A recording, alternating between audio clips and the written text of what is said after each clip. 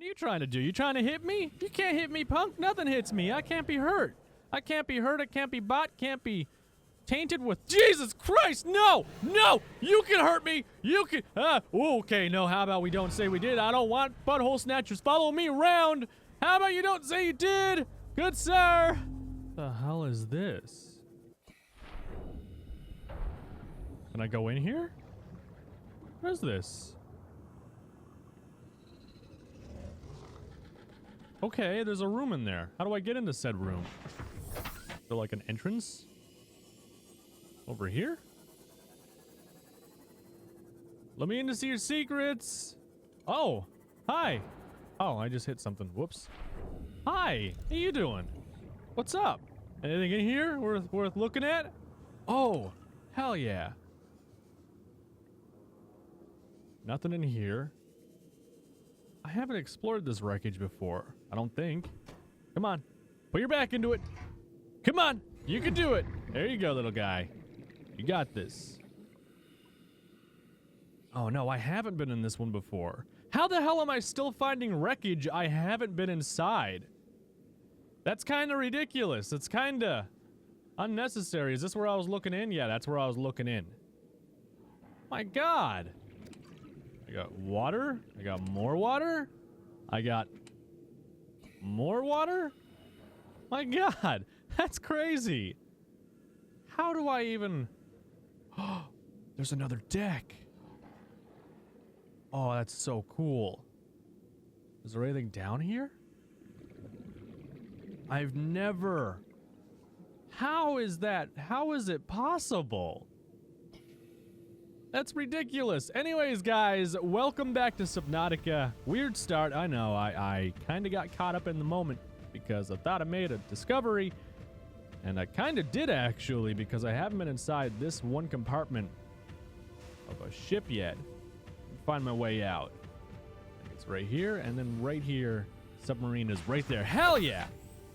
So, we have some stuff to go over. Ow, god damn it. God damn it, stop. Don't do any damage. Don't do any damage. We're okay. Perfectly fine with the world.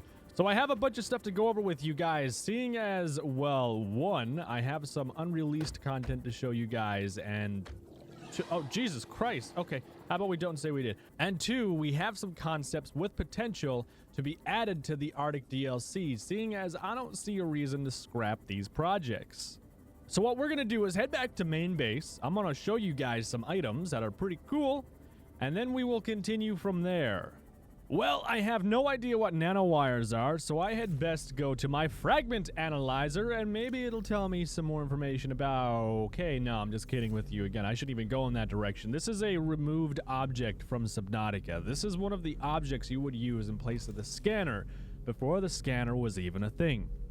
What this thing did was it was a placeable item that was used to decode fragments into blueprints.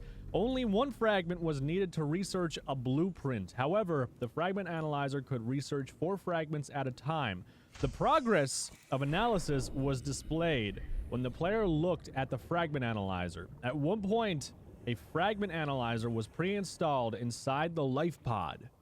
And then more or less... Yes, I agree. I need drank.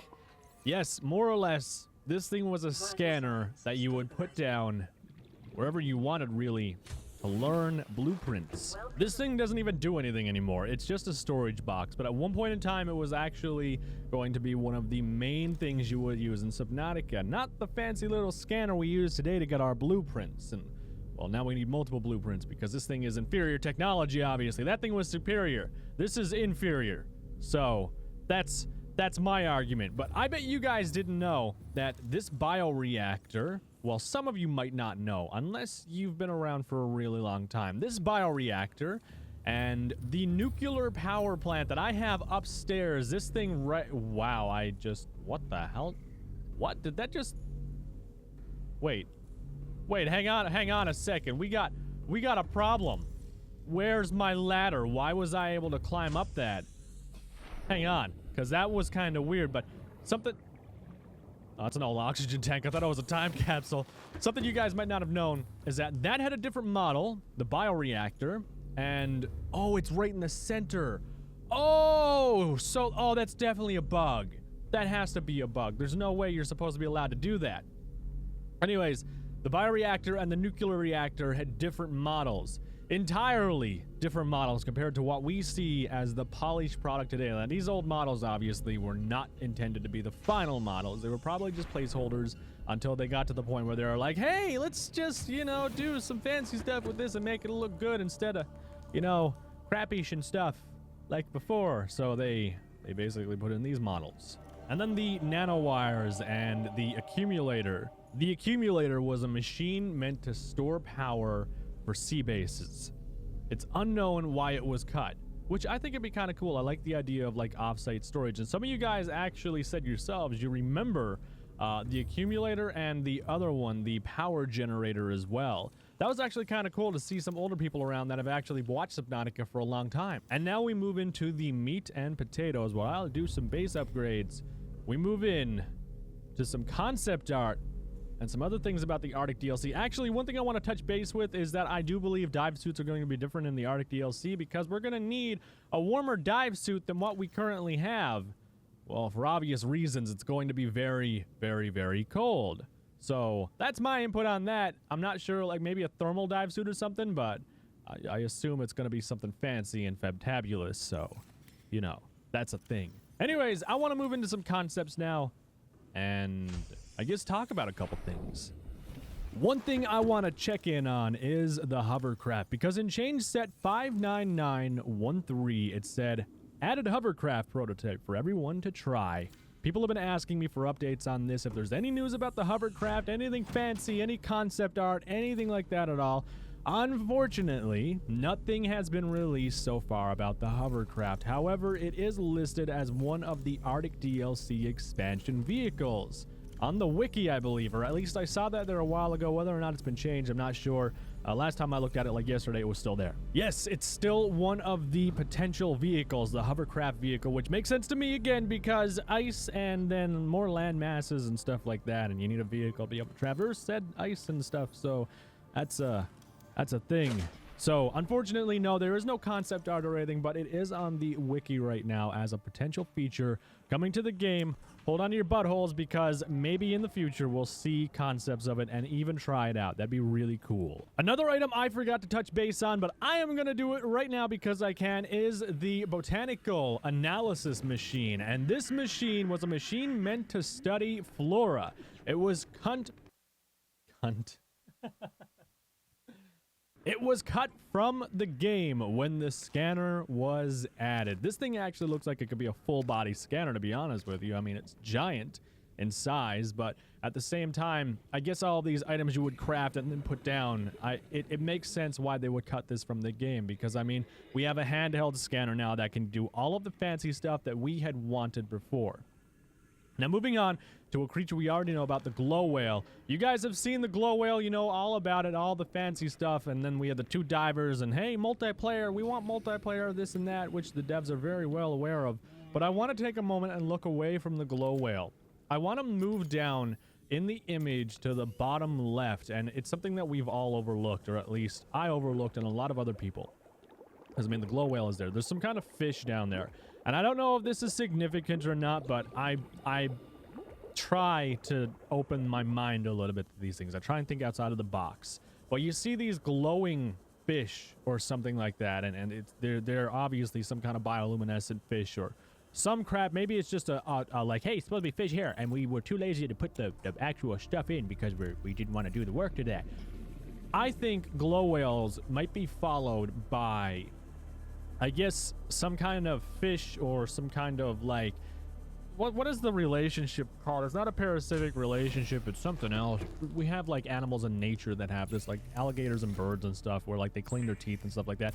I'm thinking these glow whales might be followed by these bioluminescent fish if they are added to the game, obviously, or there might be some kind of signal that glow whales are around because, you know, there's other fish that feed off of whatever is left over from the glow whale eating plankton or some weird alien Karar type of thing. So that's my thought on that. And the female protagonist obviously is still a thing within the game. Seems you can be white or colored, and more or less that's just nothing really big. You guys probably already knew that. Now I want to move into something else. The clown pincher. The clown pincher is a different type of fish altogether. It seems to take inspiration from the one we had seen a while ago. It looks like a lizard or whatever, but this one has pinching claws, and I feel like it's actually related to it to an extent, but I could be entirely wrong as well. Now, this is an older concept. It's not one that was officially released for the Arctic DLC like the concepts that we had seen previously, like all the crazy fish and the monster penguins that, you know, split their skull open to bite you, like something from the movie The Thing. This thing itself, I don't know if it'll ever make it to the DLC, to be honest with you. It does have potential. I do believe it does have potential for the simple fact that they wouldn't make all of these concept art and just throw them out. I'm willing to bet at some point Charlie and his team have sat down in a room or in a Skype conference call or Discord call in some cases, and they've talked about all of the previous concepts and what one's got the best feedback. Now, I don't know if this one would have gotten some of the best feedback or not, but I mean, it's still a unique creature that I've only found it today, to be honest with you. I was looking down through Google. I was like, I wonder if there's any concepts. And then I found that, and I thought it was kind of cool. And I don't know if any of you guys have seen this one or not, but if you haven't, well, then that's good for you, because now you get to see it. Now let's move on, because I'm done with that one. I want to move into the Ghost Ray, because the Ghost Ray is an iconic creature within Subnautica. Everyone knows what game it's from. Everyone knows, hey, it's a Ghost Ray because it's doing its stuff, or whatever type of ray. Well, in the Arctic DLC, I believe there's going to be different types of Ghost Ray, because we know right off the bat, they're not going to recreate every single creature. We're going to see peepers. We're probably going to see Gary fish and different fish we've already seen in Subnautica. It's right off the bat, we know they're going to recycle some of the content they've already made, because I don't think any game developer in the history of ever has not recycled some form or mechanic or anything from their original content, unless the original content was trash, which clearly in Subnautica's case, none of their content is trash. They have some very high quality material that they can utilize for the future of the game. So the Ghost Ray obviously has to be one of the creatures they're going to utilize, because it's just the iconic Ghost Ray. That's it. And who's to say these things can't live in an Arctic biome? Who's to say the Ghost Ray wouldn't survive there? Now, these are just different concepts, different ideas of them. I don't even think these are official, but the idea is there. They're on the right track with this, where there could be a different colored Ghost Ray, different species. Maybe they've adapted a little bit. Maybe they're a little bit bigger. Maybe they have a little bit more fatty tissue to deal with the cold temperatures. But ultimately, I do believe they're in the right mindset when it comes to the Ghost Ray. I want to move on entirely. We're moving into this screenshot. Now, this again is not per se in the Arctic DLC. However, I do believe that this could tie into the storyline in some way or another if they really wanted it to. You see, we all escaped on life pods, and to some degree, I guess we escaped on life pods. Some people obviously died on the Aurora, unfortunately. And us, well, we were lucky enough to escape on a life pod. Well, who's to say some people didn't escape on dropships or some kind of exploratory vessel or something like that? Who's to say someone, a very resourceful woman, wouldn't have said, hey, I can't make it to a life pod because I'm down in the hangar bay. Why don't I just jump in one of these spacecraft and try and make it out of the exploding Aurora? It could be an entirely different start. It could explain why they ended up in the Arctic, because they took an exploratory vehicle, one of the spaceships, or I don't know, some kind of vehicle that got damaged during the launch process because the Aurora was exploding midair. So it would make total sense, except the only thing that doesn't make sense is that, you know, with that major explosion that we had seen, we probably would have seen or heard the spacecraft leaving the Aurora. But that's besides the point. The idea here is that we might not actually start off in a life pod. We might actually start off in a ship, a little ship that crashed in the ocean, and then you completely cut out having to communicate Altera, having to communicate different people to try and get the blueprints for the rocket and make the rocket and escape, with the exact same ending in Subnautica. Perhaps in the Subnautica Arctic DLC, we'll actually repair a space vehicle we launched in because we were in the hangar bay, and that's the ulterior motive behind this. Maybe we have to try and fix that. I could be entirely wrong, but this image, it just made me think of this one scenario where it could possibly, potentially, maybe happen. That's my thought on it. Got into a space vehicle, tried to fly it in the atmosphere, crashed it because it was damaged, from the Aurora explosion, obviously.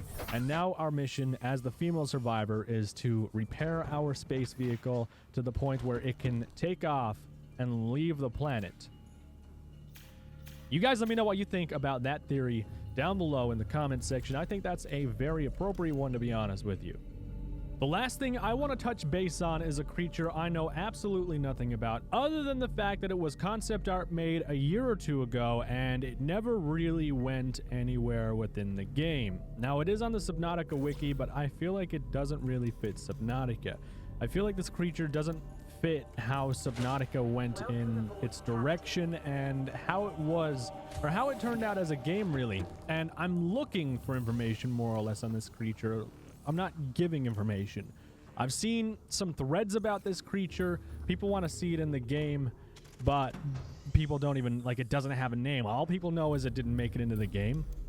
And I'm wondering, like, some people tried to make it out to be the Gargantuan Leviathan, which, no, it's not the Gargantuan Leviathan, because it's just not big enough compared to the size of that submarine that's there. Assuming that submarine is the size of the Cyclops, because I can't imagine a submarine being as big as the skull of the Gargantuan Leviathan. But assuming that is an actual size Cyclops submarine in the picture there, I can't imagine this is how the Gargantuan Leviathan would have looked right off the bat. So no, it's definitely not that. It's just not big enough to be that. What it is, no one seems to know, and I'm reaching out to you guys because there are so many of you watching, at least at this point in this video, that someone has to have an answer for what this thing is, because it's one of the most iconic popular pictures that is associated with Subnautica, and yet no one really knows anything about it other than there was conceptual art and it kind of just popped up out of nowhere. So if you know anything about this creature, if you know the name, if you know why it was scrapped, why it was even considered for concept art, let me know in the comment section of the video. I need to hear back from you because I need information on this. I have a couple plans for the future. Definitely got to know about this guy before I move forward with said plans for the future and all that stuff. So, yeah. Guys, that is it for now on Subnautica. I don't really have that much more information I can share with you. However, I hope you enjoyed this video. If you did, well then remember to leave a like on it. You guys have been killing it lately with the likes. I really appreciate it. Seriously, you guys are killing it. So it's good stuff. I got coffee, but the coffee machine is inside there. I'm kind of distraught, actually, to be honest with you, because we have a ladder that's in the middle of the room, and it kind of takes me up to there, and it's stupid. I'm gonna take that away, actually, and put it somewhere else. Oh, crap. Oh, that's why I put it there, because there was nowhere else to put it. Oh, okay, I remember now. I need to put the... Wait, that means I need to make a top section too, though? And that's not a good time. Come on. Are you... Oh, no, I gotta make a top section. No, I didn't want to make a top section to the base, because it's a pain. I mean, I could technically get away with it if I wanted to. I could take away this hull plate, but what does this do to it? Okay. All right, I guess we gotta do it now. We got no other choice. -1 to total base hull strength. That's great. That's just fantabulous. Let's just add a little bit of hull strength onto this, like so. Now everything's good again. I bet something's already leaking in here. Anything leaking? Hello? No, no leaks. That's good. All right, just wanted to check in. There we go. I fixed it. Yeah, nice. So anyways, guys, like I said, that is it. Let me know your thoughts down below on everything you have seen and learned in this video and how likely you think my theory is for the beginning of the Arctic DLC. I think it's fairly plausible, but that is it, and I will see you in the next video.